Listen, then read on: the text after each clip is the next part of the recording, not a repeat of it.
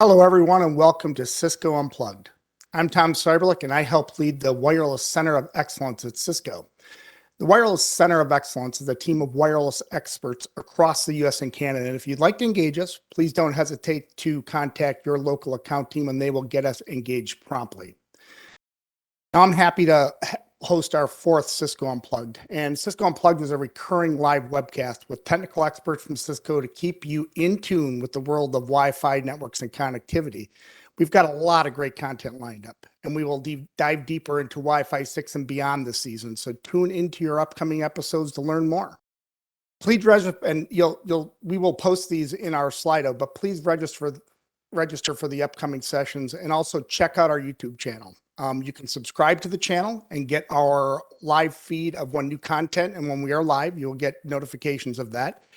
And we stream this on both WebEx and on YouTube. So please check out our YouTube channel for all of the content, recordings, and updates on live events.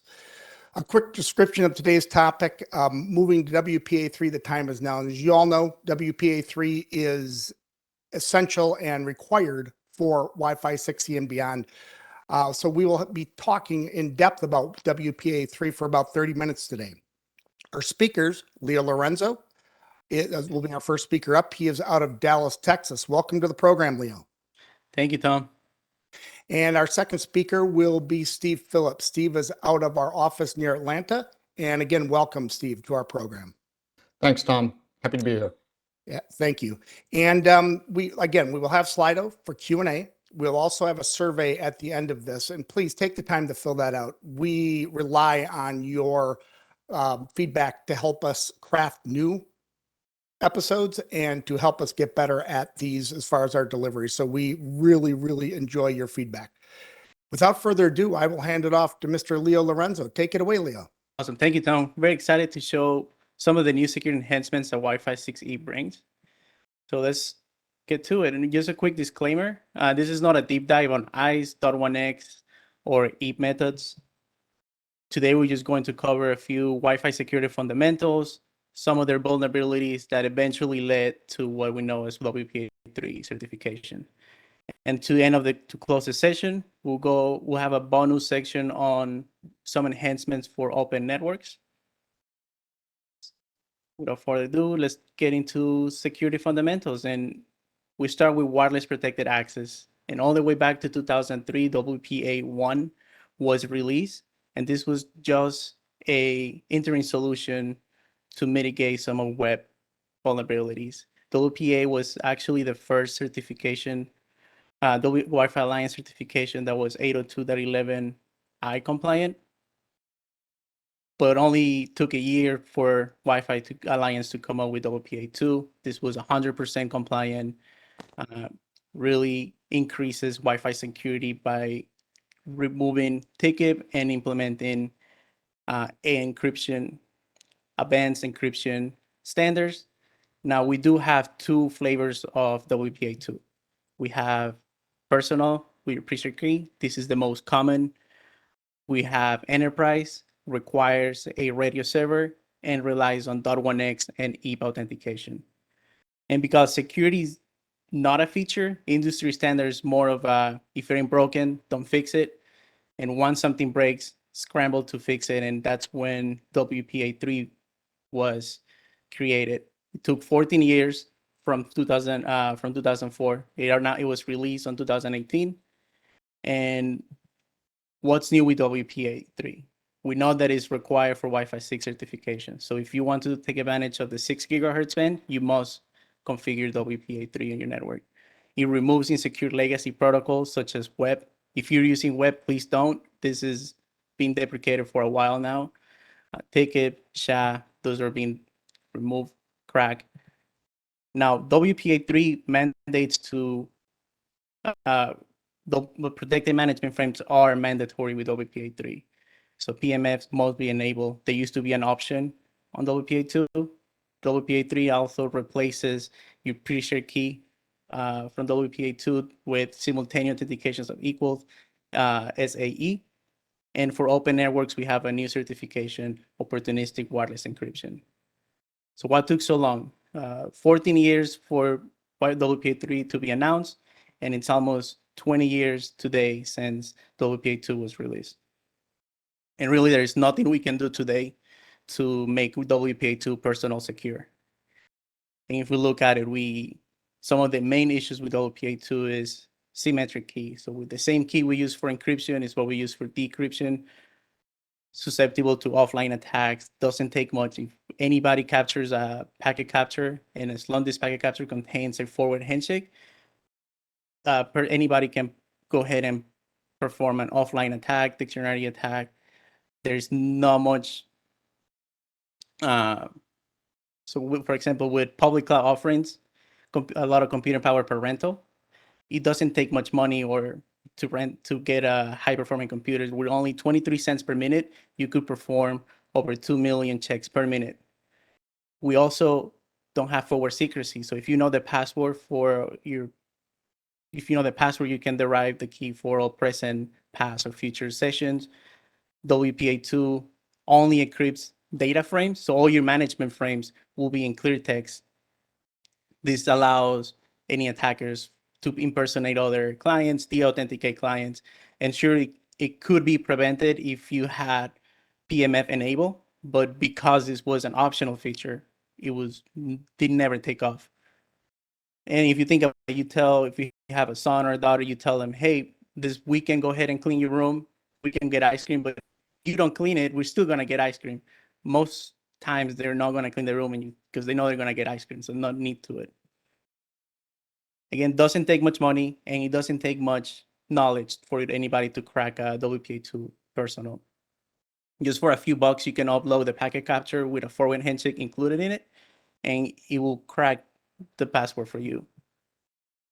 So WPA2 transition, there's nothing really, don't stay away from this. Transition modes are not a good idea. The only reason this was an option is legacy access points. Some of the legacy access points could only broadcast a single SSID at once. And we had legacy clients whose hardware was not compatible with 802.11i. So having a single SSID capable of providing service to legacy and new clients was a need. And in today's day, there's no reason for anybody to have WPA2 transition mode. So KRACK attack, KRACK, key reinstallation attack, what really is just an attack against a forward handshake. And it was discovered by a group of researchers back in 2017. And this is one of 10 vulnerabilities that was discovered. Only one of those, which is key reinstallation attack, affected us. Not just a Cisco issue, but industry-wide issue. And it consists on an attacker tricking an access point to keep retransmitting a packet multiple times.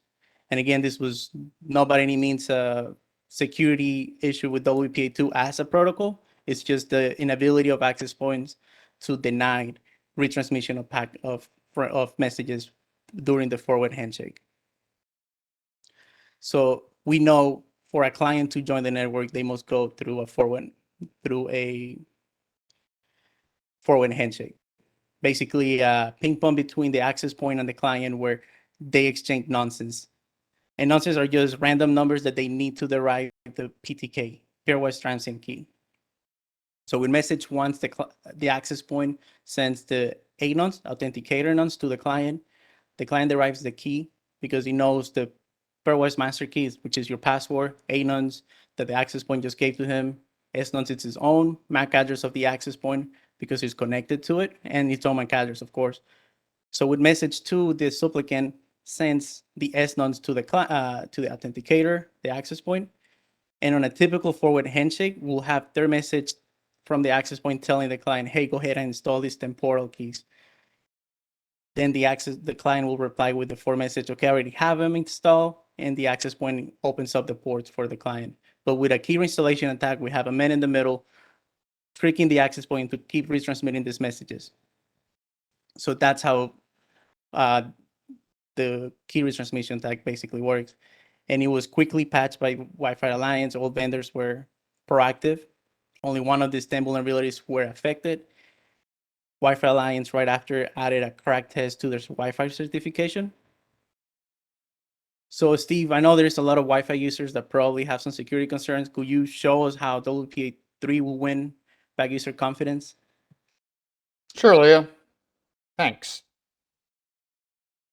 So when we talk about WPA3, why is it important to be certified, right? So we've gone through what happened with WPA2 and some of its efforts to get certified. So when we talk about WPA3 being certified, really what we're trying to do is unify all those efforts, build upon the adoption of WPA2 for the past 10 years, and provide something that our vendors and our customers can recognize as something being secure. And by doing that, we're doing a couple things, right? We're decreasing the complexity of that protocol, the implementation of it, and getting rid of, as Leo mentioned earlier, a bunch of legacy security protocols that were bad, ending in the result of making wireless more secure and easier to use. So once again, right, so we're going from interoperability testing that went to the least common denominator, allowed for bad client behavior, to conformance testing to make sure that bad stuff doesn't happen. So that's the goal of having something certified when it comes to WPA3.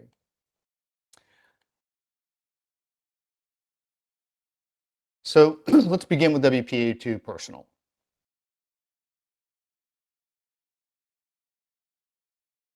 So WPA2 Personal is really what we call simultaneous authentication of equals, built on the Dragonfly key exchange. And like WPA2 PSK, there's a shared password involved. There's a shared passphrase. But the nice thing here is that the security of SAE is no longer tied to the complexity of that shared password, because during the four-way handshake, a 32-byte PMK is generated, which then prevents, on every authentication. So therefore, offline dictionary attacks are no longer, are going to be very difficult to do. And we get what we call that forward secrecy, right? We can no longer have the ability to capture traffic that we've captured in the past and decrypt it in the future once we've broken that key, right? So that is one of the big benefits for doing WPA3 with SAE, Personal with SAE. And like everything else with WPA3, we've got that protector management frame to protect the AP to client communication channel. And of course, like everything else, there is a WPA2 to WPA3 PSK transition mode. But why do we do it here, right? Well, we had it with WPA to WPA2. It's 2023, APs can broadcast multiple SSIDs. Well, why do we do it? Because a lot of clients today really may not fully support WPA3, and we want to have a single SSID to help the transition mode, right? When we do that, though, we end up inheriting all the bad things that come along with WPA2 PSK, right? The same passphrase exists between WPA2 and WPA3, and that passphrase is still vulnerable at WPA2 PSK to all the classic issues that we discussed earlier. The nice thing being, though, that if you do negotiate a WPA3 personal connection, the passphrase, knowing that passphrase only gets you access to the WLAN.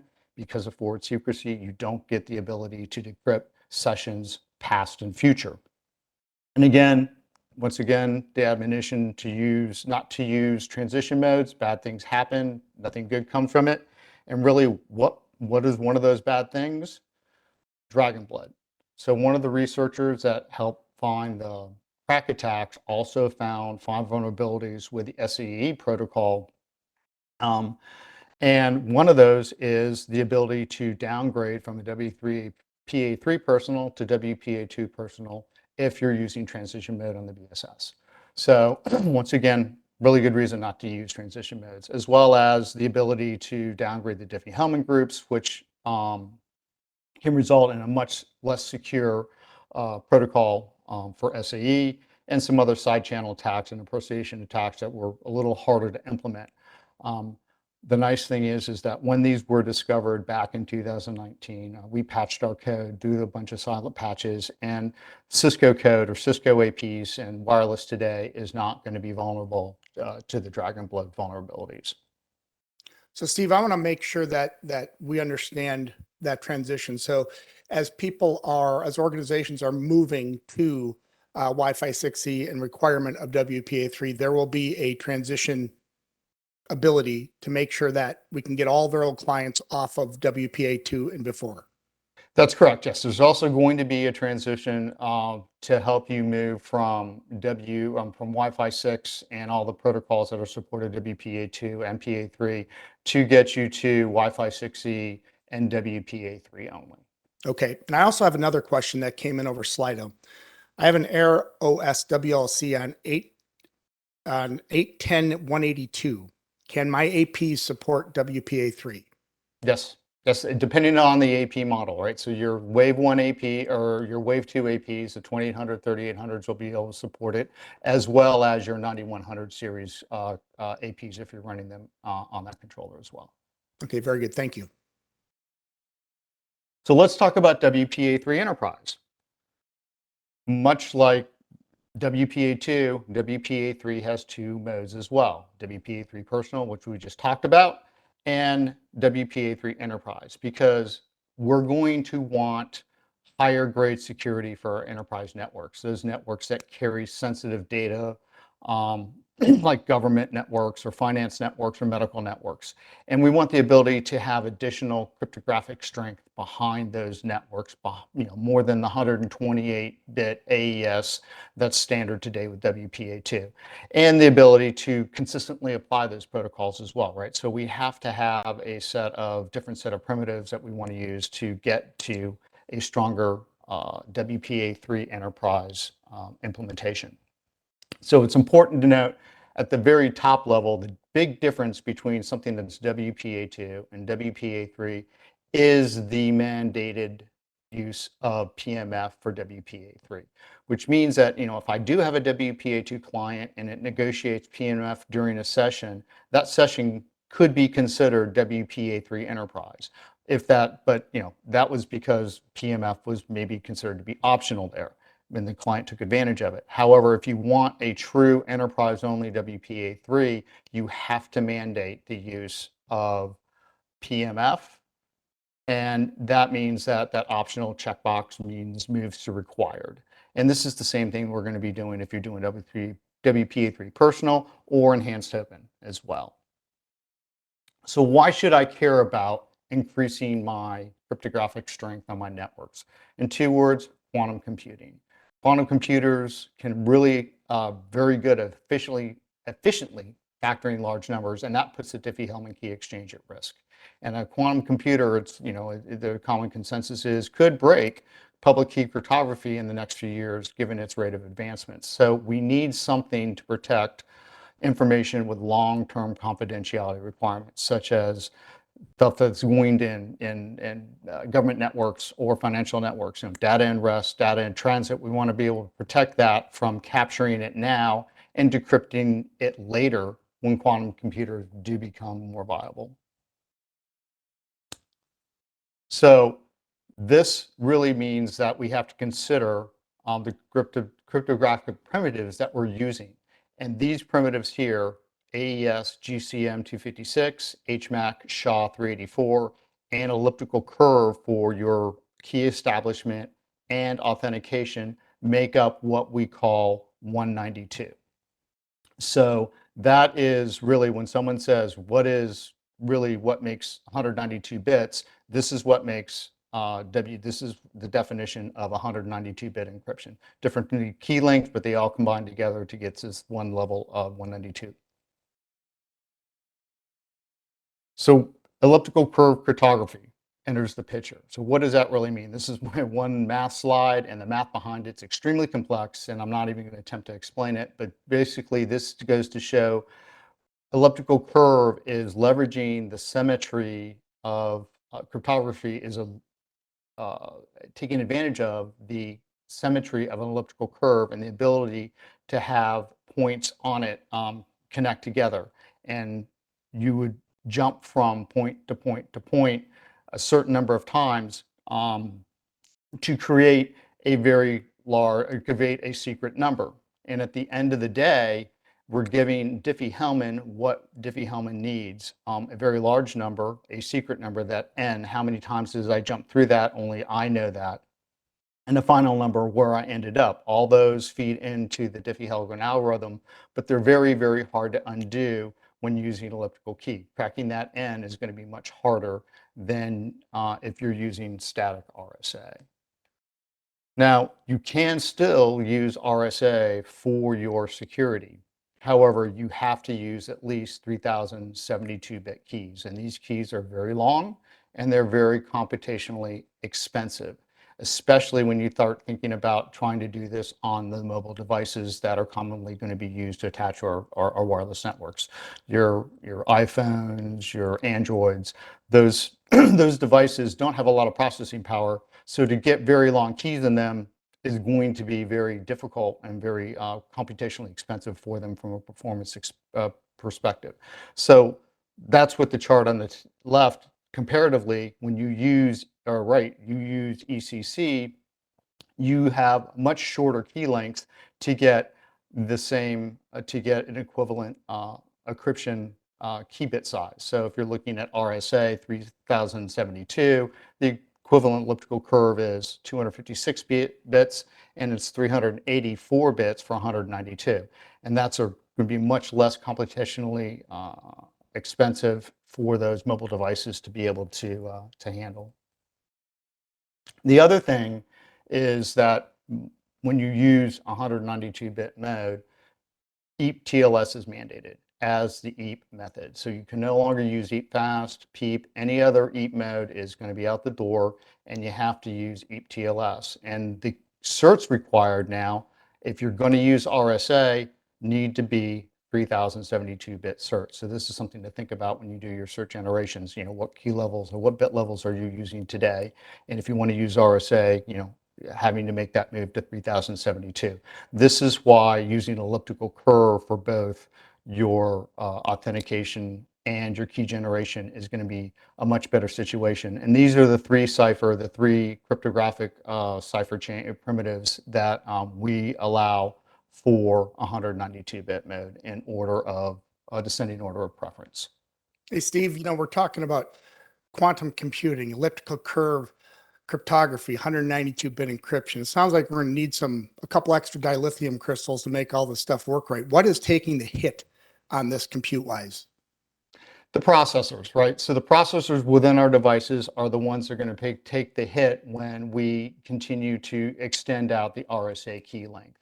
And that's why the goal of leveraging elliptical curve provides a much less computationally expensive method of generating the same key bit strength without having to go and provide that much processing power on the end devices, especially when you talk about, let's say, our mobile devices, which don't have a lot of power and processing to begin with. Okay, got one other question that came in. Do 3702s support WPA3? Yes. Yes, so that's one of the things you're allowed to use. It has to be at least 3072-bit keys and RSA keys to be considered 192-bit WPA3. Very good, thank you. So what does this mean for Wi-Fi 6E security? As was mentioned, Wi-Fi 6E absolutely requires WPA3 and OWE, which we'll talk about in a bit. And there's no backward compatibility, right? So open networks, WPA2 security, the older encryption methods there, not be able to use, and it requires PMF.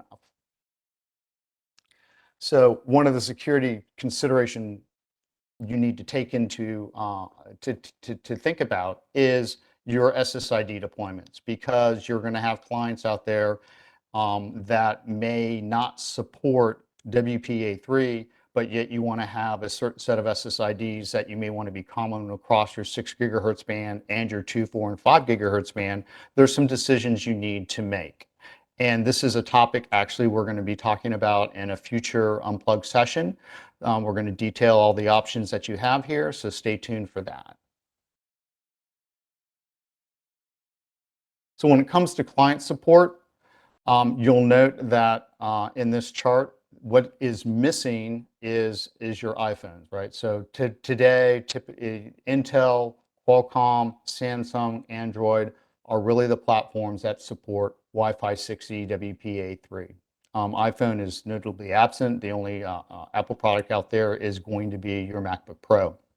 So this is really just a chart to tell you what's going to be supported on those clients and some of the limitations there. So for OWE, supported across the board, not a problem. If you want to leverage SAE and the WPA3-Personal, you have to use hash to element only, and there are going to be some limitations when you talk about doing fast transition as well on some of those clients. So note some of the limitations there. When you get to the enterprise, you can still use AES 128 and the different EAT methods along with 1X, but you have to use SHA-256 as your AKM to get what we, to be considered to work in a WPA3 environment. To get to that 192-bit, GCM 256 is absolutely required. And once again, as you said, as we noted earlier, TLS is the only EAT method that's allowed. And again, there are going to be, depending upon the client, there are going to be some limitations if you add fast transition into the mix as well. So just note that today, some of those limitations. So, had a lot of, gone through a bunch of different stuff, presented a lot of good information. Are there any other questions out there before we bring it home with Enhanced Open? We do have another question. Are there any issues with 192-bit on older APs? Yes. So some of our older outside of the Wave 2 APs, the Wave 1 APs and below are not going to be able to support 192-bit encryption, as well as some depending upon the AP model within the 9100. So if you're doing the 9130s, they support 192-bit encryption, but the 9120s and 9105s, those are not going to, the 9115s, those don't support 192-bit encryption. Obviously, all of our 6 EAPs are going to support that. We do have one more question. Sure. According to the 8.10 config guide, WPA3 is not supported on 3700 APs. Can you please clarify? And that goes back to the ability to have the processing power to support those different ciphers required for 192-bit. So that's why the 3700 series, the Wave 1 series, do not support 192-bit. Very good. Thanks, Steve. So OWE, opportunistic wireless encryption.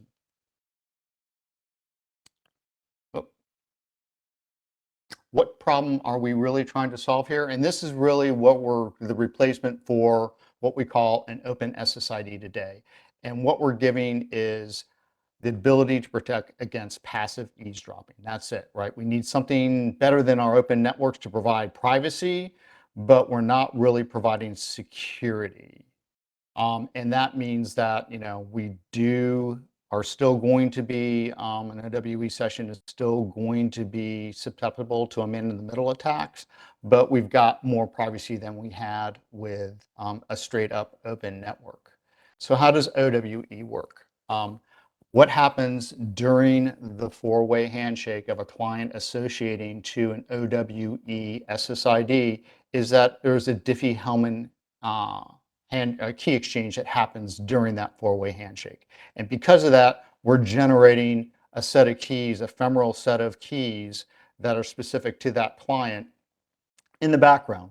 No user entry required, no additional input required. It just works much like you're on a regular open network. But because you're saying, hey, I want an OWE network, we're doing this Diffie-Hellman key exchange and providing keys that protect that session against a passive attack. And really, if you think about it, an enhanced open, an OWE session actually provides more privacy than a WPA2 session because, once again, the WPA2 PSK provides both authentication and encryption capabilities. I possess the key, I can get on the network, but because the key is the same for everybody, it's a trivial matter for me to decode all the traffic past and future that has been collected. So there really isn't a whole lot of value here to doing WPA2 PSK because anybody can get in and get on the network if they know the password and decrypt traffic if they so choose, right? So the ephemeral key exchange of Enhanced Open is providing that security for each client. And much like there was with WPA, with SAE, there is a transition mode, which allows us basically to support WPA3 or to support OWE on an SSID that is also considered to be an open SSID and let the client choose. However, this can sometimes result in bad behavior for your legacy clients because they may not see that open SSID correctly. They'll see it as a PSK or .1x, and then they won't be able to connect, and it leads to this, bad user experience. So therefore, once again, taking into account the admonition of trying to use transition modes and really what happens if you go down that road. So don't use them. They're not a best practice, and they're there as a sort of a last resort to make something work that you need to work. So in a nutshell, really, we've talked a lot about WPA3, WPA2, Enhanced Open, and really what this is, saying is these are all the good things that we're doing. We're removing we're moving old legacy protocols. We're doing negative testing to ensure that we're no longer susceptible to certain attacks. We're mandating certain features. And at the end of the day, though, really, clients want to know, what should we be doing? What should we be doing with regards to WPA3, and how should I be configuring my SSIDs?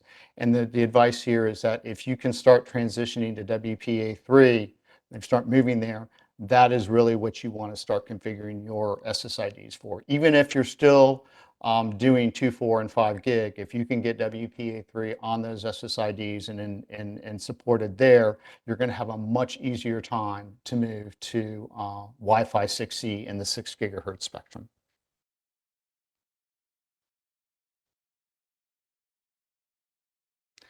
So this is give it back to Leo to take us home. Awesome, Steve. Thank you so much for breaking that out for us. Just to recap, we can see that WPA3 includes new features that future-proof Wi-Fi against attacks using high-performance computers, and it also protects against offline dictionary attacks. We also learned that even open networks are now more secure, offer more privacy than our typical WPA2 personal. And this is thanks to OWE. And if we go, we're going to share a few URLs that we found useful while making these PowerPoints. And with that being said, I'll just hand it back to you. Thank you, everybody. Back to you, Tom. Very good. Thanks, both Leo and Steve, for that great discussion. And again, we'll share these links on the Slido application. So I'm looking, there's no more questions and answers. It looks like we got them all answered verbally or on Slido. So great job with the summary, Leo. And, please, again, please fill out the survey. It really does help us. And, it's not a long survey. Just click and give us your feedback on what you'd like to see and how we're doing. We did get some nice feedback saying it was coming clear over YouTube. So thank you for that. And the next sessions will be, what is the next session, number 5? We will be talking how client devices discover APs in the 6 gigahertz band. So please attend that on April 12th, and we look forward to seeing you there. In the meantime, again, if you want to get a hold of us, please do not hesitate to reach out to your local account team, and we can get our team engaged very quickly with you. Until next time, stay connected and unplugged.